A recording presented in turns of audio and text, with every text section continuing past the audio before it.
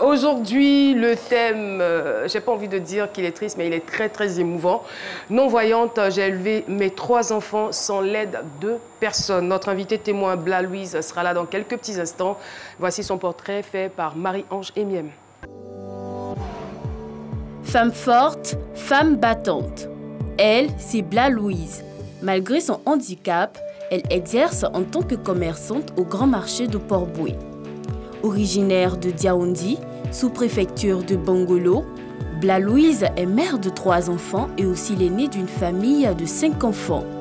Cette sexagénaire s'est toujours battue toute seule pour l'éducation de ses 3 enfants. Écoutons toute son histoire avec Caroline. Et voilà, nous avons le plaisir de recevoir notre invitée témoin, Bla Louise, qui nous rejoint. Elle aura forcément besoin de vos encouragements, très cher public. Elle n'est pas seule. Elle est accompagnée de son 2e enfant. Il a aujourd'hui 28 ans. 28 ans, il est titulaire d'un BT en électronique. Alors, vous allez aider maman à s'installer. Merci encore, public de ce midi. Merci beaucoup. Alors, je rappelle donc le thème du jour, non-voyante. J'ai élevé mes 3 enfants sans l'aide de personne. Bla Louise, bonjour et bienvenue sur notre plateau. Bonjour, maman. Bonjour. Vous allez bien? Oui. Ah, on est content de vous recevoir. Hein.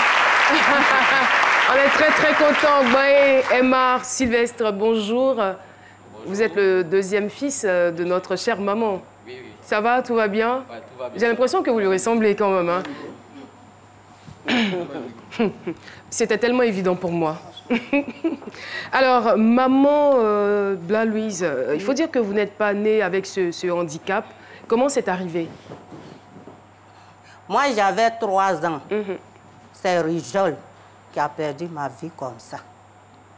C'est à la suite de la rougeole que vous avez perdu la vue? Oui. Et je veux dire, est-ce que ça s'est fait d'un trait ou ça s'est fait de façon progressive? C'est venu un peu... Non. Vous avez perdu un coup? C'est comme ça que ça s'est passé. Mais les parents, qu'est-ce qu'ils ont fait? Ils ont tout fait. On m'a envoyé choses chez les gens pour soigner. Mais ces temps-là, il n'y a pas assez d'hôpital. Donc, c'est indigène là, et ils font. Vous étiez au village? Oui. C'est indigène là, les gens mettent dans mes yeux, t'entends les citrons, tout ça là. C'est ça, tout ça là qui a fait que, actuellement là, je souffre comme ça. Et comment vous avez vécu votre jeunesse? On va peut-être passer l'étape de l'enfance. Quand vous êtes devenue jeune fille, comment ça s'est passé? Quand je suis jeune fille, là, les garçons, là, et quand ils me demandent la main, on fait tout. Mais si je suis enceinte, ses parents se moquent de moi, donc ils me laissent. C'est-à-dire qu'il y a des hommes, parce que vous êtes une très belle femme. Je vous imagine déjà dans votre jeunesse. Ça, quand vous étiez jeune, franchement, ça ne devait pas connaître. Hein. Alors donc, les hommes venaient vers vous, ils demandaient votre main et malheureusement, les parents s'opposaient, ils ne voulaient pas qu'ils vous marient. Oui. Et vous, qu'est-ce que ça vous faisait? Ça me fait très mal, je pleurais. Ça me fait trop mal, je pleurais. Ah, je vais faire comment? Ses parents ne veulent pas.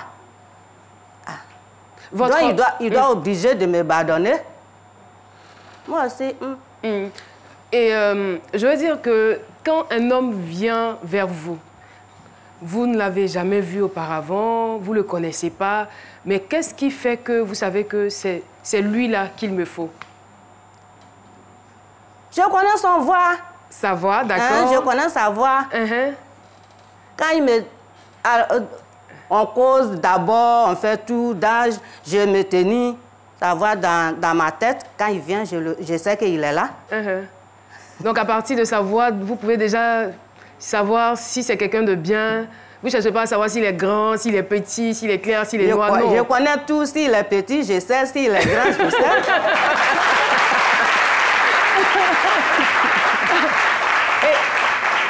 Votre première fille, elle a aujourd'hui 44 ans. Oui.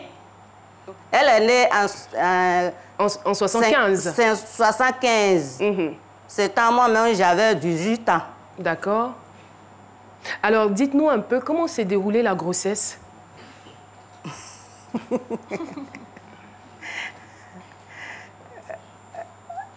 Ça. Normalement. on va dire que ça s'est passé normalement. Ça s'est passé normalement. Mhm. Donc, si j'accouche, c'est ma grande... Premièrement, ma première fille, là, c'est ma grand-mère. Ah, c'est votre grand-mère, c'est votre grand-maman qui s'est occupée d'elle voilà. Dès qu'elle est née, d'accord. Parce que un nouveau-né, c'est vraiment fragile. Oui. Jusqu'à s'il a 2 mois, 3 mois comme ça, là, moi, je me débrouille pour laver mon enfant. Ah, vous lavez l'enfant pendant que vous ne le voyez pas? Mais pourtant, je suis née avec ça, j'ai duré dans ça. Là, c'est Dieu seulement qui vous guide. Voilà.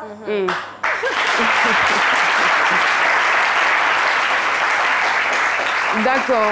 Et je suppose que vous avez peut-être eu moins de difficultés à la deuxième grossesse? Non. La deuxième grossesse, le fruit de la deuxième grossesse est juste à côté de vous, là. Un joli garçon aussi. Oui. C'est lui qui est deuxième. Et puis voilà, le dernier qui est là. Alors, avec lui, à partir de combien de mois vous avez commencé à le laver? 3 mois, chaque 3 mois. 3 mois. Quand mes enfants font 3 mois, c'est moi qui me débrouille pour les laver maintenant. D'accord. Attention, j'ai ajouté quelque chose. Allez-y, allez-y. Et moi, j'ai fait plus de 9 mois dans le ventre. Wow. Vous avez fait combien de mois, au juste? Il a fait combien de mois dans le ventre? 10 mois, 11 mois et puis il est né. Ah.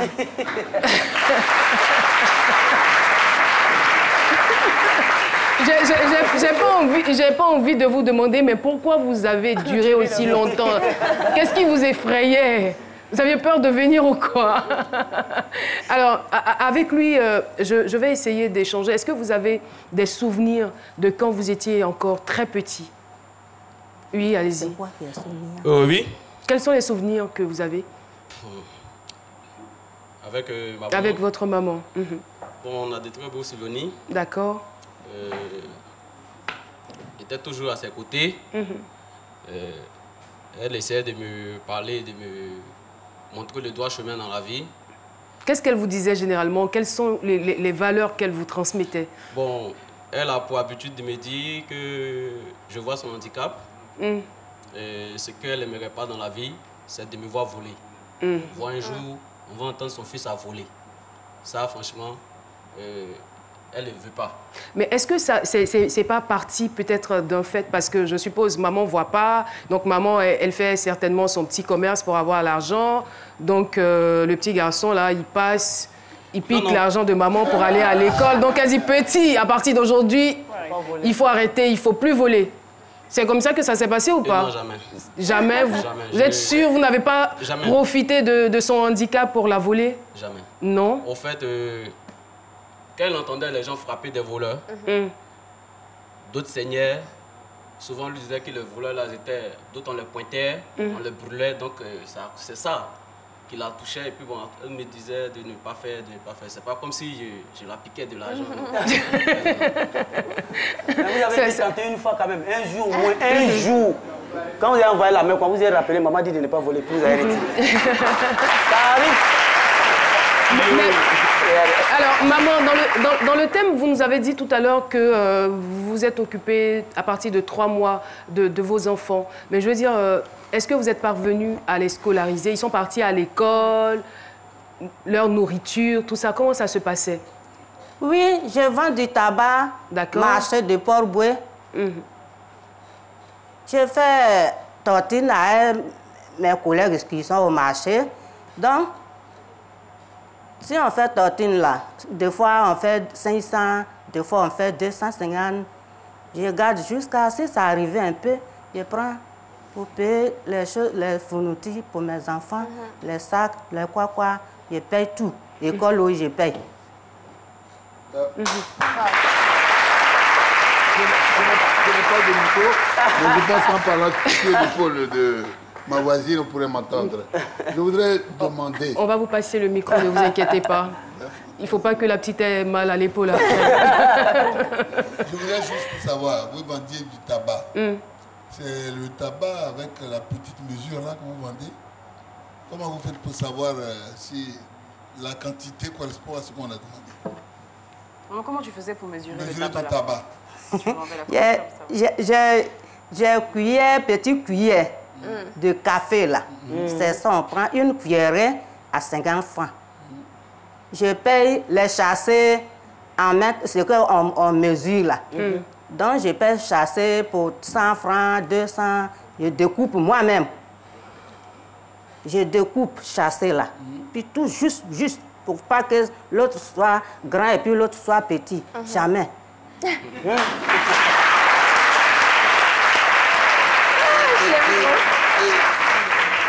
quelqu'un veut 100 francs de tabac et qu'il vous donne 500 francs, Si on fait tabac 100 francs là, c'est 2 à 100 francs.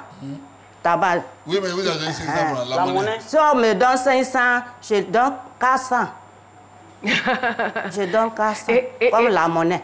Et maman, C'est vous-même qui prenez la allez-y. monnaie. C'est vous-même qui vous prenez la monnaie. connaissez l'argent à partir du toucher. Vous savez si c'est une pièce de 100 francs, si c'est une pièce de 500, si c'est un billet de 500, c'est ça? Je connais pièces de 100 francs, je connais pièces de 200, je connais pièces de 50, je connais pièces de 500. Et les billets? Le billet, c'est ça qui est un peu difficile. Là, franchement, je ne peux pas mentir. Parce que le billet de 500 francs, il est Le plus billet de petit que le 500, billet de 1000 francs. Non, le billet de 500 est petit.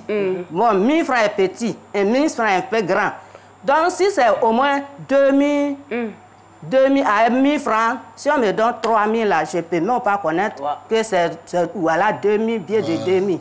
Ça, franchement, je ne peux pas mentir. Mais est-ce que vous avez quelqu'un, maman, qui vous aide quand vous faites le commerce? Par rapport à l'argent, justement. Pardon? Est-ce qu'il y a quelqu'un à côté de vous Non. qui vous aide? Non, vous êtes Je suis la seule. D'accord. Et il y avait pas que le tabac, il y avait aussi le beurre de karité que vous... Il y a beurre de karité à côté. Beurre de karité là, ça c'est supplémentaire. Waouh! N'est-ce pas?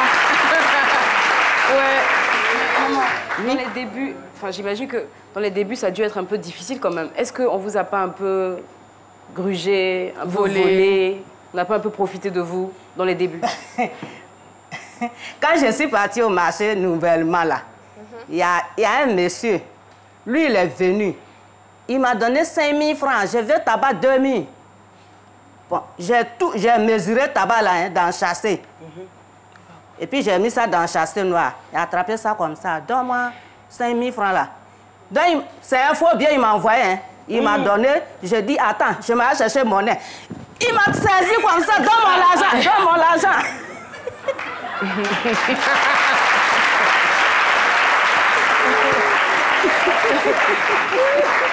Alors, maman a le sens de l'humour, hein? Alors, Sylvestre, j'aimerais savoir, dans tout cela, ça a été quoi la plus grande difficulté avec maman? D'abord, la plus grande difficulté, c'est de savoir que tu es né d'une mère qui est handicapée, qui ne voit pas. Et ça a été difficile pendant mon parcours scolaire, voilà, parce qu'à l'école, j'avais un peu la honte de dire à tes amis que ta maman est non-voyante, ta maman est comme ça. Ça, au collège, parce que j'ai fait le lycée Monet de Port-Boué. D'accord. Au collège, donc c'était vraiment difficile, Voilà, jusqu'à, bon, il a fallu qu'on soit un peu, comme ça, on peut se rendre compte que c'est ta mère. On est obligé d'accepter et puis vivre avec. Sinon... Mais justement, et la place de papa dans tout cela? Bon, Joseph, vous me l'avez confié que vous n'avez pas le même père que vos sœurs. Mais je veux dire, est-ce que les différents papas essayaient quand même de s'occuper de temps en temps de vous? Pas du tout. Pas du tout. Ça a été pareil pour votre grande sœur? Pour ma grande sœur, j'ai pas vu dedans. j'ai pas vu dedans, mais je me rappelle que je suis allé une fois avec elle chez son papa. D'accord. Là, j'étais encore petit. D'accord. Mais c'est elle, moi, quand ma grande sœur faisait une école professionnelle, aide-soignante, pharmacie, auxiliaire en pharmacie, ça, ils voyaient un peu, c'est elle qui a compté l'argent devant moi, le remettre pour payer sa scolarité. L'argent de sa poche, hein, Oui, l'argent de sa poche. qui émanait donc de son commerce de tabac et de beurre de karité. Ah ben là, bravo. Pareil pour moi aussi. Hein. Et vous, votre papa? Moi, je n'ai pas connu mon père depuis que je suis né jusqu'aujourd'hui. D'accord. Maman ne vous a jamais parlé de lui? Non. Non. Et votre petite sœur, elle est juste derrière? Oui, oui. Elle, j'ai eu la chance de voir aussi son papa. D'accord. J'ai eu la chance de voir son papa. Et je suis allé au marché et puis je l'ai vu. Et puis elle m'a dit, bon, c'est le papa de ta petite sœur qui est là. Bon, je les salue. C'était la première et la dernière fois que je l'avais vu. Mais maman, je veux savoir, est-ce que les papas des enfants, de temps en temps, ils venaient vers vous, ils prenaient des nouvelles des enfants, ils Jamais. vous soutenaient un peu? Jamais. Jamais? Oui. On va lui passer le micro à elle. Bonjour. Miss Boerut Ange, vous allez bien? Oui, je vais très bien. Alors, vous êtes en quelle classe? Bon, je suis une formation en transit douane. En transit douane. 3e année. 3e année, bravo. Spécialisée Alors là, vous nous confirmez que c'est maman qui s'est occupée essentiellement et complètement de vous? Oui, oui, c'est elle qui s'est occupée de moi jusqu'à actuellement. Bon, comme elle a su m'apporter ce dont j'avais besoin dans ma vie, je n'ai pas ressenti un remords de ne pas avoir un père. Donc,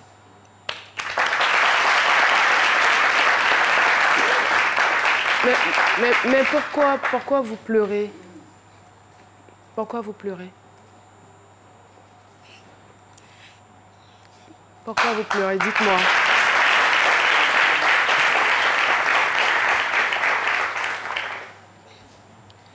quand je pars d'école, souvent l'école me dit réunion des parents. Quand je dis réunion des parents, ma maman ne pouvait pas se déplacer pour venir.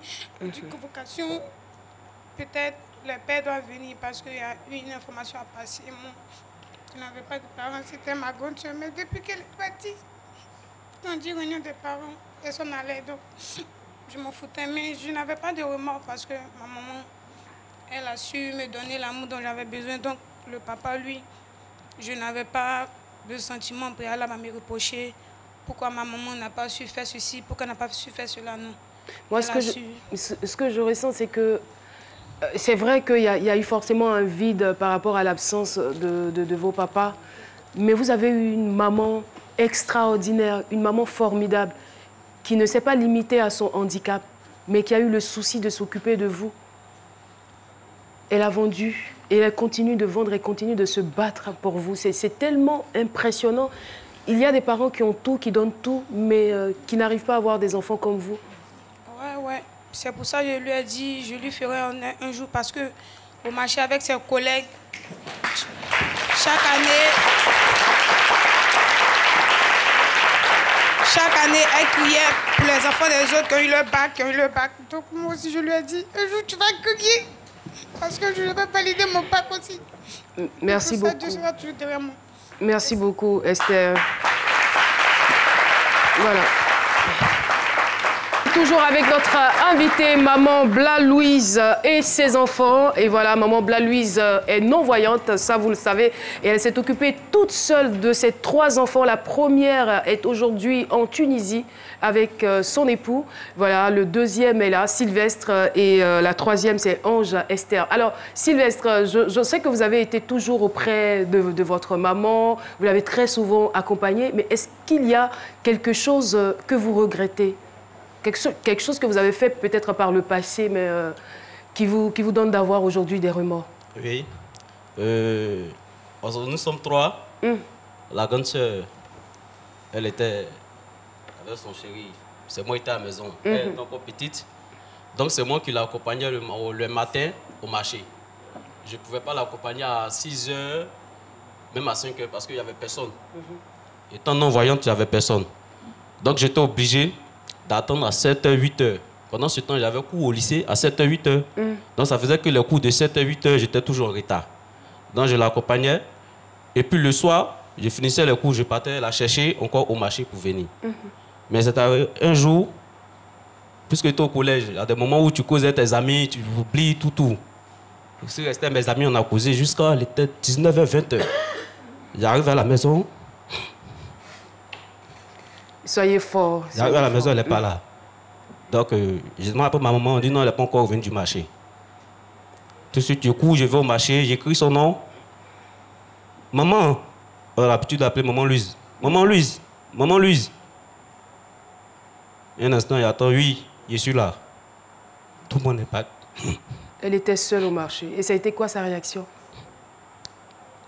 Elle a dit en langue que, eh Seigneur, si je voyais ce qu'il y allait rester au marché jusqu'à cette heure-là. Vraiment. Et ça vous a vraiment marqué. Ça vous a vraiment marqué. Ça peut arriver. Moi, je pense que vous devez oublier ce chapitre-là. Dieu merci, elle n'a rien eu de mal. Parce que vous étiez toujours là, vous l'accompagnez. Et l'oubli est humain. Donc, essayez quand même de vous débarrasser de ce mauvais souvenir. Il n'y a pas de voilà. souci. Libérez-vous, quoi. OK. Voilà. Maman, aussi... elle a compris, hein, et puis vous étiez encore jeune, donc... Alors, Jess? Maman, il y a des gens qui, comme nous, là, on a tout, nos 2 pieds, nos 2 bras, on voit, on entend. Mais parfois, quand on se retrouve dans des difficultés, on abandonne, on trouve qu'on n'a pas assez de force. Moi, je veux savoir comment vous avez fait, où est-ce que vous avez trouvé la force de pouvoir faire tout ça jusqu'aujourd'hui et de pouvoir élever 3 enfants qui aujourd'hui sont à ce niveau-là. Où est-ce que vous avez puisé la force? Dans quoi? C'est tabac, c'est du tabac. Je vends du tabac au marché. C'est ça qui me donne la force. Et puis Dieu, c'est Dieu seul qui me donne la force. Et puis encore, c'est Dieu même qui a fait que, il faut faire ça, il faut faire ça. Quand tu fais ça, là tu peux avoir la force pour mettre tes enfants à l'école. C'est Dieu qui est là, mais... Merci beaucoup, Maman Louise. Et Maman Louise, on a pratiquement terminé avec vous. Qu'est-ce que vous avez envie de dire aux personnes qui vous regardent en ce moment? Aux mamans qui se disent que non, je n'ai pas de moyens, je n'ai personne. Vous voulez leur dire quoi exactement? Oui, là où je suis là, je veux que mon fils là, s'il travaille, s'il travaille là, je ne vais pas penser trop. Vous pensez à votre retraite aussi, arrivé à un certain moment, il va falloir vous reposer, hein? N'est-ce pas? Vous allez arrêter de vendre? Hein? Oui. S'il travaille, là, je peux arrêter. Des fois, si je suis fatiguée, je peux rester à la maison. Je sais que mon enfant travaille, j'ai mangé. Et puis, il y a aussi... Il y a aussi la petite, il y a Ruth qui est là. Elle a bientôt fini, là. C'est ça, non? Combien d'années il vous reste? C'est votre dernière année. Ah, c'est très bien. En tout cas, on a été très, très heureux d'entendre ce témoignage. Maman Louise, bravo. Bravo, c'est tout ce qu'on peut vous dire. Vraiment bravo, parce que vous êtes une femme très, très courageuse.